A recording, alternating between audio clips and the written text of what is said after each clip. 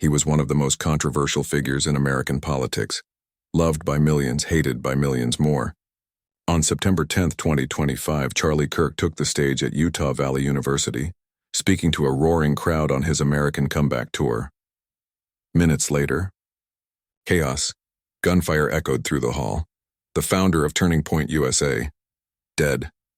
And within hours, a name began to spread online like wildfire. Tyler Robinson, a 22-year-old college student with no criminal record, and a disturbing online trail. Now, just weeks later, the alleged assassin has returned to court. But this time, without showing his face, why did he hide? What does his silence mean? And what's next for the man accused of killing one of America's most polarizing voices? This is the story of Tyler Robinson, the silent assassin. September 10, 2025, Utah Valley University was packed. Nearly 2,000 people had gathered to hear conservative activist Charlie Kirk speak as part of his national American comeback tour. The crowd was electric, waving flags, cheering, and chanting. It felt like another successful stop for Kirk. Until it wasn't. As Kirk tossed hats into the audience and smiled for fans, gunfire suddenly erupted. Screams filled the auditorium. Security rushed to the stage, but it was too late. Charlie Kirk had been struck in the neck by a single high-caliber bullet. He collapsed as panic swept through the room. Witnesses said it was pure chaos. People diving for cover, security dragging Kirk behind the stage, and police locking down the entire campus within minutes. The shooter, later identified as 22-year-old Tyler James Robinson, fled the scene. But within hours, surveillance footage, digital trails, and witness accounts pointed investigators straight to him. He was arrested less than 24 hours later, found at his off-campus apartment, calm, silent, and reportedly showing no signs of remorse. According to police documents, the murder weapon was a Mauser .30-06 rifle, modified with a custom stock and modern optics. Investigators later revealed that DNA matching Robinson's was found on the weapon. Even more chilling, the rifle was so unique that when detectives showed it to his father, he allegedly said, "That looks just like Tyler's." Robinson didn't confess directly, but he didn't deny it either. Court filings later revealed that he had implied guilt to multiple people, his parents, his girlfriend, and even a few close friends. As the news spread, the country erupted. Supporters of Kirk mourned the loss of a powerful conservative voice. His critics were stunned into silence, and social media exploded with conspiracy theories. Some calling Robinson a radicalized political hitman, others suggesting mental illness or manipulation. But the truth, as investigators quickly discovered, was far more complex. Tyler Robinson wasn't a known extremist. He wasn't a career criminal. He was a college student, bright, quiet, tech-savvy, who, according to classmates, it seemed normal, just introverted. Yet somewhere along the way, something inside him broke. As detectives pieced together his digital footprint, they uncovered disturbing posts, encrypted messages, and fragments of conversations suggesting deep resentment toward Kirk's ideology. One FBI analyst described it as a cocktail of isolation, anger, and online radicalization. Within days, prosecutors announced that Robinson would face 7 charges, including aggravated homicide, a crime that carries the potential death penalty. But then, something unexpected happened.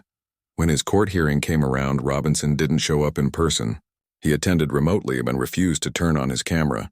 For a man accused of one of the most shocking assassinations in modern political history, it was a silence that spoke volumes. October 8, 2025, the world waited for Tyler Robinson to appear in court for his first in-person hearing since being charged with the murder of Charlie Kirk. Reporters lined the steps of the Utah County Courthouse. Helicopters circled overhead. News crews from CNN to Fox were broadcasting live. But when the courtroom doors opened, Tyler Robinson was nowhere to be seen. Instead, the young man accused of assassinating one of the most well-known conservative figures in America appeared virtually through a muted, black video feed. His camera was off, his voice never heard. Only his attorney, Michael Harding, spoke on his behalf. The judge, visibly frustrated, asked, "Mr. Robinson, do you wish to appear on camera?" Silence. The court clerk repeated the question. Again, no answer.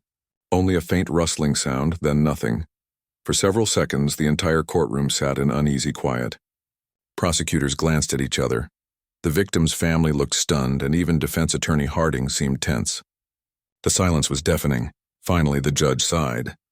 "Let the record show that Mr. Robinson has declined to appear on camera. The court will proceed regardless." That moment, that absence, instantly became headline news. Within hours, major outlets were running stories like, "Assassin refuses to show his face," "The Silent Killer," "Why Tyler Robinson hid from the world." Social media exploded with theories. Some claimed he was showing remorse. Others said it was fear. A few even believed it was defiance, a final act of control. But insiders who had followed the investigation closely said something else. Tyler's silence wasn't new. According to police records, since his arrest, Robinson had barely spoken a word. He didn't respond to questions during interrogation. He didn't react to being told he was facing a possible death sentence. Even his cellmates at the Utah County Jail described him as completely blank. One officer said, "He just stares at the wall for hours. Doesn't talk. Doesn't eat much. Like he's somewhere else entirely." Yet prosecutors weren't buying the idea of remorse or mental collapse. In court filings, they claimed Tyler's silence was strategic, a calculated move to make him appear unstable, potentially avoiding the death penalty. Lead prosecutor Andrea Morales stated, "We are dealing with an individual who planned, executed, and documented his actions. His silence is not confusion, it's control." And there was evidence to back that up. Investigators revealed that weeks before the shooting, Robinson had deleted nearly all his social media accounts, but not before archiving thousands of posts and videos offline. They also found encrypted chats on his laptop where he expressed disgust for political lies and desire to make a statement. That last line, "make a statement," sent chills through the courtroom when read aloud by prosecutors. Meanwhile, the defense team maintained that Tyler was mentally unfit. His attorney argued that he had been suffering from severe psychological distress and delusional thoughts. Harding requested an independent psychiatric evaluation, insisting that his client's behavior was a symptom, not a strategy, but the court wasn't convinced, at least not yet. The judge ordered Tyler to remain in custody without bail, citing the extraordinary nature of the crime and the public risk involved. Back outside, emotions ran high. Supporters of Charlie Kirk gathered near the courthouse steps, holding American flags and signs that read "Justice for Charlie" and "No excuses for murder." A few feet away, a smaller group of protesters stood quietly, carrying signs that read "Mental health is not a crime" and "Don't rush to judgment." The divide was clear, but while the country argued over whether Tyler Robinson was a monster or a broken young man, one thing was certain: his silence had power. It fueled speculation, anger, and fear. And every day he refused to speak, the mystery only deepened. Why won't he show his face? Why won't he say a word? And what could be so dark inside his mind that even now he refuses to let the world see it? The next hearing was set for late October, and prosecutors promised explosive new evidence, including what they called the manifesto, a file discovered hidden on Tyler's encrypted drive, containing his private thoughts, plans, and the chilling reason he believed Charlie Kirk had to die. When prosecutors mentioned the word manifesto, the entire courtroom froze. For weeks, rumors had circulated that investigators recovered something deeply disturbing from Tyler Robinson's laptop, something that could finally explain why a 22-year-old college student gunned down one of America's most recognizable political voices. Now, the truth was about to be revealed. According to forensic analysts, the file wasn't found easily. It was buried deep within an encrypted folder, disguised under a string of meaningless numbers. It took federal cyber experts almost 19 days to fully decrypt it. When they did, they uncovered a 37-page document titled "The Weight of Lies." It wasn't a traditional confession. It wasn't even written like a journal. Instead, it read more like a manifesto, half rage, half revelation. And what it contained sent shockwaves through everyone who read it. The opening paragraph began, "The truth isn't what they sell us. The world doesn't run on freedom, and it runs on fear. And people like Charlie Kirk feed that fear to keep power alive." In page after page, Tyler ranted about political corruption, manipulation of youth through media, and false patriotism. He accused major organizations of brainwashing people into obedience. But most disturbingly, he described his own transformation, from a passionate student who once admired conservative ideals to someone who felt betrayed by them. One passage read, "I gave them my voice, my belief, my hope, and they sold it. They turned truth into entertainment and pain into profit." The document didn't mention Charlie Kirk by name until the last few pages, but when it did, the tone shifted from political anger to something colder. He built a stage out of lies. Millions watched him, believing he was one of them. But he was never one of us. He used our pain to build an empire. Someone had to show the world that words have weight and consequences. The final line was perhaps the most haunting. If silence is violence, then truth must be louder than bullets. Those words, "Truth must be louder than bullets," echoed across news outlets for days. They were printed on headlines, replayed in podcasts, analyzed by every political commentator in America. To prosecutors, it was proof of premeditation, clear evidence that Tyler planned the attack, not out of impulse or insanity, but out of conviction. They argued it showed a cold ideological execution, an act meant to make a statement, exactly as Tyler had written. But the defense had a different interpretation. Attorney Michael Harding argued that the manifesto revealed not a political assassin, but a deeply disturbed young man spiraling into delusion. "This is not the writing of a revolutionary," Harding told the court. "It's the writing of someone lost, someone mentally collapsing." Under the weight of his own disillusionment, he pointed to specific passages where Tyler described hearing voices, that lie, and feeling like time was repeating itself. These, Harding claimed, were signs of psychotic breaks, evidence that Tyler's perception of reality was fractured. Mental health experts soon joined the case, including psychologist Dr. Emily Carter, who spent 12 hours reviewing the document and Tyler's interrogation footage. Her statement stunned the courtroom. "Mr. Robinson exhibits symptoms consistent with severe paranoid schizophrenia. His writings show classic delusional patterns, belief in secret plots, moral missions, and divine justification." Still, the prosecution fired back. They revealed digital timestamps showing the document was carefully edited over several weeks, each revision more structured and deliberate than the last. "That's not psychosis," Prosecutor Andrea Morales said sharply. "That's planning. That's purpose." The revelation of the weight of lies divided the nation even further. Online, some hailed Tyler as a truth-teller silenced by the system. Others condemned him as a domestic terrorist. The internet became a battlefield of opinions, conspiracy theories, and political warfare. Meanwhile, the families of both Tyler and Charlie Kirk remained silent. Tyler's mother, a quiet nurse from Ogden, Utah, reportedly broke down during the hearing. A witness recalled her whispering, "That's not my son. That's not who he was." For her, the manifesto wasn't a window into her child's purpose. It was a death note for the person he used to be. As the hearing adjourned, the judge ordered the document sealed from public release until the trial. But by then it was too late. Copies had already leaked online. Thousands were sharing it. Millions were debating it. And the words "truth must be louder than bullets" had become a viral slogan, twisted by extremists, influencers, and political commentators on every side. No one knew what the upcoming trial would bring, but one thing was clear. Tyler Robinson wasn't just on trial for murder, he was on trial for meaning. It was supposed to be a peaceful evening. September 10th, 2025. Utah Valley. University buzzed with anticipation as Charlie Kirk prepared to speak as part of his American Comeback Tour. Hundreds of college students, parents, and community members filled the auditorium, waving flags, taking selfies, and chanting USA as the music played. Security was tight but not overwhelming. No one expected violence, at least not here. The crowd wasn't angry. It was hopeful. Kirk's speeches were always controversial but rarely chaotic. At 6:47 p.m., Charlie Kirk walked onto the stage. He smiled, adjusted his mic, and threw a handful of baseball caps into the audience, a signature gesture that made his rallies feel less like political events and more like concerts.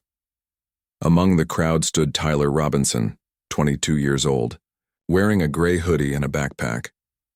Witnesses would later say he looked calm, detached, like a student waiting for class to start. But inside that backpack was a Mauser 30-06 rifle, modified, scoped, and carefully concealed. Investigators later determined that Tyler had entered through a side door reserved for student volunteers. He had forged a digital pass the night before, using a template he downloaded from a student forum. It was simple, brilliant, and terrifying. At 6:54 p.m., Charlie Kirk began addressing the crowd he was talking about faith in America's young generation when a volunteer noticed Tyler slipping quietly toward the side of the stage. He didn't look suspicious until he opened his bag. The first gunshot echoed like thunder. Then came another and another. Panic ripped through the auditorium. Students dove under chairs, security scrambled, and Kirk stumbled backward, clutching his neck. The bullet had pierced his throat, and fatal almost instantly. "We have shots fired." "Shots fired!" someone screamed over the intercom. The entire room turned into chaos. Phones dropped. Flags fell. And amid the confusion, Tyler walked calmly toward the exit. He didn't run. He didn't yell. He just walked, leaving behind hundreds of screaming witnesses and one of the most shocking assassinations in modern political history. Outside, witnesses said he paused for a moment near the courtyard. Surveillance footage later showed him glancing up at the sky before vanishing behind a row of parked cars. It took police exactly 9 minutes to locate him. Officers found Tyler less than 2 miles from the university, standing next to his motorcycle in a vacant parking lot. He didn't resist. He didn't fight. He simply said, "I'm done talking." The rifle was found nearby, wrapped in a torn American flag. When investigators questioned him, he refused to answer, only repeating phrases like "it had to happen" and "you'll see soon." That night, news broke across every major network. Turning Point USA founder Charlie Kirk shot dead at Utah event. Within hours, the internet exploded. Hashtags trended. Theories spread. Some claimed it was political. Others insisted it was personal. But no one had answers, only fragments of a motive buried in Tyler's mysterious writings and encrypted files. Police immediately secured his apartment. Inside, they found notebooks filled with disturbing sketches, timelines, and lists of targets. Some were names of politicians. Others were journalists. But what stood out most was a phrase written across the wall in red ink. "One truth can silence an empire." According to neighbors, Tyler had been seen the night before pacing outside his complex, muttering to himself. He'd spent hours loading boxes into his bike as if preparing for something final. When his roommate, Ethan Cole, was questioned, he broke down crying. "He told me not to come to campus that day," Ethan said. "He said, they'll twist it anyway. I thought he was talking about an argument online. I didn't know." By morning, the nation was in mourning among an outrage. Vigils formed outside the Utah Capitol. Supporters left flowers, candles, and small American flags. Charlie Kirk, just 31 years old, had been a rising voice in conservative politics, and now he was gone, killed in front of a live audience. But the investigation was only beginning. Police soon revealed that Tyler's actions weren't random. They had found a detailed map of the auditorium, security notes, and timed entries on his phone showing exact moments he planned to act. It was premeditated, calculated, and terrifyingly precise. In a press briefing, Utah County Sheriff Sergeant Ray Orman told reporters this was not an accident. This was an execution. The next day, as Tyler Robinson sat in solitary confinement, reporters demanded to know why. Why target Charlie Kirk? Why this event? Why this way? Tyler's only response to detectives was a chilling whisper caught on the room's audio recorder. Because truth doesn't hide behind a podium. The statement would become one of the most dissected quotes in modern crime history. Cryptic, cold, and haunting. But behind that one sentence lay a story far darker than anyone could imagine. A story that reached into Tyler's past, his online radicalization, and a hidden digital trail that prosecutors were only beginning to uncover. And as the investigation deepened, so did the fear that this wasn't an isolated act, but the start of something much bigger. After the shooting, investigators combed through Tyler Robinson's digital footprint, hoping to understand what could turn a quiet 22-year-old into the assassin of one of America's most controversial conservative figures. What they found was disturbing: a digital maze of obsession, ideology, and hidden rage. Tyler hadn't always been violent. In high school, he was described as smart but quiet, a gamer, a programmer, someone who kept to himself. He graduated with honors, and his teachers remembered him as polite, even shy. But after moving to Utah Valley University, things began to change. He lived online more than he did in the real world. Discord chats, fringe forums, encrypted servers. He was always searching for belonging. Friends said he was lonely, that he often spoke about the illusion of free thought and how the system controls what people believe. At first, it sounded like typical internet cynicism, but slowly, his posts got darker. He began posting under usernames like The Fallen Signal and Echo Zero. His writing was cryptic, talking about corruption in plain sight, leaders made of lies, and truth that only pain can reveal. Investigators later found that he followed extreme online communities, where conspiracy theories were mixed with distorted political ideology. One group in particular promoted the belief that public figures are puppets in a media machine meant to enslave minds. Tyler didn't just read, he participated. He started uploading essays, diagrams, and even short manifestos. In one file recovered from his laptop, he wrote, "They build idols so people won't think for themselves. Destroy one idol and you wake up a million minds." At the time, no one took notice. His posts blended into the endless sea of digital noise. But to those who knew him, signs of change were everywhere. His roommate, Ethan Cole, told investigators that Tyler had stopped sleeping normally. He'd stay up all night on his computer, headphones on, staring at code and online threads. He started saying weird things, Ethan recalled, like how reality was fake and people like Kirk were the problem. One time he told me, "They feed people dreams. I'll feed them truth." I didn't even know what that meant. Through data recovered by the FBI's Cyber Division, investigators traced Tyler's communications back to 3 anonymous accounts tied to encrypted European servers. Those accounts contained fragments of conversations about taking action, timing it right, and making a statement. None of it mentioned Charlie Kirk by name, but one message, dated August 18, 2025, sent chills down the spine of investigators. It read, "They'll never expect it in a place of words. That's where silence should speak." Weeks later, Kirk was dead. Prosecutors now believe Tyler spent nearly 3 months planning the assassination, meticulously studying Charlie Kirk's public schedule, campus security maps, and social media posts. His hard drive contained folders labeled Event, Entry, and Exit. Each one detailed steps of the shooting, right down to the minute. But the most disturbing discovery came from a private chat he had with an unnamed online friend just 5 days before the killing. The conversation read like a confession. "Tyler, he thinks he's saving America. User. Then what are you doing? Tyler, ending the performance." The FBI called it the digital manifesto of a mind unraveling. In the weeks before the shooting, Tyler's tone shifted again. He started talking about sacrifice and legacy and becoming the echo. He deleted his main social media accounts and replaced them with one final post. "Don't look for me in life. Look for me in the noise." When agents searched his bedroom, they found a stack of books under his bed: political manifestos, dystopian fiction, and self-published conspiracy literature. But tucked between them was something unexpected: an old notebook from high school filled with doodles of rockets, game ideas, and sketches of futuristic robots. On the final page, written years before the killing, was a quote from one of his teachers: "Truth without empathy becomes destruction." Investigators and psychologists later said that line may have haunted Tyler for years, that his search for truth had mutated into obsession, stripped of any compassion. By the time he walked into that auditorium with a rifle, Tyler Robinson was no longer the quiet student from Utah Valley University. He was a man convinced he was on a mission. Experts believe he was radicalized not by one ideology but by a toxic mix of online extremism, isolation, and delusion.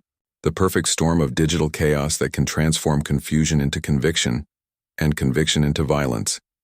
And yet, even now, one question lingers. Did he act alone? Or was there someone else behind the screen? pushing him, feeding his anger, and helping him plan every step. Because just days after the murder, investigators discovered something new. A second user, the one Tyler often messaged, had vanished. Their server accounts were deleted, their digital trail erased completely. Who were they? And did they know what Tyler was about to do? Those answers, investigators feared, might be lost forever, buried in the encrypted shadows of the web. The nation woke up to a nightmare. News outlets across America ran the same chilling headline: Charlie Kirk assassinated at Utah Valley University. Clips of the moment filled every network. The rally, the gunfire, the chaos. Thousands watched in disbelief as paramedics carried the 31-year-old conservative firebrand from the stage. He was pronounced dead minutes later at a local hospital. For millions of Americans, Charlie Kirk was more than just a political figure. He was a movement, the face of youth conservatism, the founder of Turning Point USA, and a symbol of free speech on college campuses. His death wasn't just the loss of a man, it was a cultural earthquake. Across the country, campuses erupted in emotion. Some students held candlelight vigils. Others marched, demanding more protection for public speakers. In Arizona, Texas, and Florida, thousands gathered to honor him, many wearing shirts that read, "Freedom has a cost." Social media became a battlefield overnight. On one side, people mourned and called for unity. On the other, hate and conspiracy spread like wildfire. Hashtags like "Justice for Kirk" and "Stop the Silence" trended for days, while extremist corners of the internet twisted the tragedy for their own agendas. In Utah, investigators were under immense pressure. The governor called it an attack on American democracy, and federal agencies joined the case within hours. The FBI, the ATF, and Homeland Security swarmed Utah Valley University, collecting every scrap of evidence. They traced bullet fragments, shell casings, and even dust from the rifle stock. The murder weapon, a customized Mauser 30-06, was quickly identified as belonging to Tyler Robinson, a former student at the same university. His DNA was on the weapon. His online posts matched the language of the killer's manifesto. When authorities raided his small apartment, they found maps, notes, and a locked journal labeled simply, "Echo." Inside, Robinson had written dozens of cryptic passages. "The stage is set. The world must listen. Truth cannot bloom in silence. I am not the story, and I am the message." To investigators, it was the profile of a radicalized mind, intelligent, methodical, and dangerously unhinged. But what stunned the public most wasn't just what Robinson did. It was what happened after. When his first court hearing was announced, the courtroom was packed. Media, protesters, and grieving supporters. But when the judge called his name, Tyler Robinson wasn't there. He appeared remotely. No video. Just a voice. The courtroom fell into an eerie silence as a faint "Yes, Your Honor" echoed through the speakers. It was a ghostly presence. The accused assassin hiding behind a blank screen. Unseen but deeply felt. Prosecutors announced that Robinson faced 7 felony charges, including aggravated homicide, obstruction of justice, and witness tampering. The death penalty was on the table. Security at the courthouse was extreme. K-9 units, metal detectors, and snipers on the rooftops. Even the judge, Tony Graff, looked uneasy as he addressed the court. And as more evidence surfaced, so did new questions. Why had Tyler chosen Charlie Kirk? Was it political ideology or personal delusion? Did he act alone, or was he manipulated by someone else online? Investigators revealed that Tyler's digital communications referenced a mysterious second user, one who vanished after the murder. Their identity, motive, and connection remain unknown. The FBI traced servers across 3 countries, but every trail went cold. Meanwhile, the families of both men struggled to make sense of it all. Kirk's widow released a statement saying, "Charlie believed in debate, not violence. His life was stolen by hate, the same hate he tried to confront with words." Tyler's parents broke their silence weeks later. Their statement was brief and heartbreaking. "We raised a son who was thoughtful, kind, and deeply lost. We are devastated for the Kirk family and for everyone who trusted Tyler. We never saw this coming." As the months passed, the court hearings became quieter, but the debate in America grew louder. Was this tragedy a result of political polarization? Mental illness? Or the dangerous power of online radicalization? Experts from both sides weighed in. Some said it was proof that internet echo chambers can breed violence.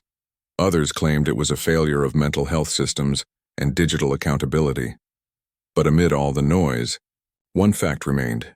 A young man with promise had become a killer, and a father, husband, and leader had been gunned down before a crowd of hundreds. The trial of Tyler Robinson is set for early 2026.